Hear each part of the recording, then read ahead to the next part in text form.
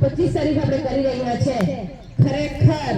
આ ફુગાનું જો આયોજન કર્યું કામનું હતું પણ અમુક કારણોસર જે આ પ્રવૃત્તિ છે આપણી તે આજે આપણે લઈ રહ્યા છે મહેમાન પણ પધારેલા છે આપણા એટલે સારું દેખાય અને 26મી જાન્યુઆરીએ આપણો જે ગણતંત્ર દિવસ છે તે દિવસે આપણો દેશ પ્રજાસત્તાક દિન તરીકે આપણે ઉજવીએ છીએ તો આપણો આ ત્રણ કલર છે કેસરી સફેદ અને લીલો કેસરી રંગ એનું પ્રતીક છે